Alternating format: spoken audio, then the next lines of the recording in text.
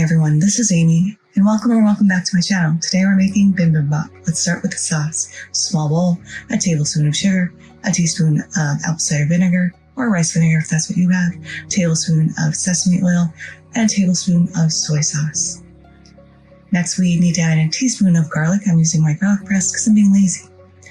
And last but not least, a tablespoon and a half to 2 tablespoons of gochujang, according to your spice tolerance. We're going to mix this up really well, taste it for additional seasoning, and set that aside. Next up, we have half pound beef and apparently a hair on my workbench. I apologize.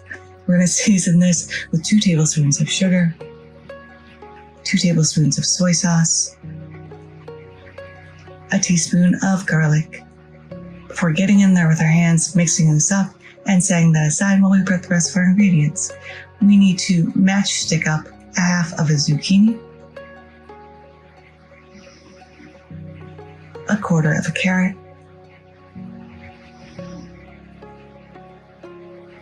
3 mushroom caps. I'm using shiitake because that's what I love. Use whatever you have. Next, we're going to blanch a cup of bean sprouts. This is more than a cup, I know, but I'm also blanching this for a little banchan. So after about 3 minutes, we're going to go ahead and pull that out and drain it in a bowl. Next, we're going to use a big bunch of spinach, just a handful.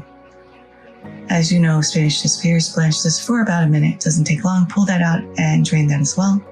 Now we're going to saute our vegetables. To a saute pan, we're going to add a teaspoon of sesame oil. And we're going to start sauteing our spinach just for 2 minutes. We want it a little soft, but we want a little crunch still. Next, we're going to add in our mushrooms. We're going to saute this for about a minute. These go really quickly. And then our carrots with an additional half teaspoon of sesame oil if your pan is getting a little dry. And this we're going to do for 2 to 3 minutes. We still want crunch on this as well. Now we're going to go ahead and cook our beef, so everything into the pan. And you can use pork or chicken for this. I just like beef in this bibimbap because all the flavors mix really beautifully together. You can't have bibimbap without the bap, which is rice. So 2 cups into a bowl. We're going to go ahead and top with our beef. And now we get to decorate our bowl. This is a sneaky way to get your kids to eat vegetables too. So we're going to layer in our spinach, our bean sprouts, and even adults to eat their vegetables. Our carrot, zucchini, and of course our mushrooms.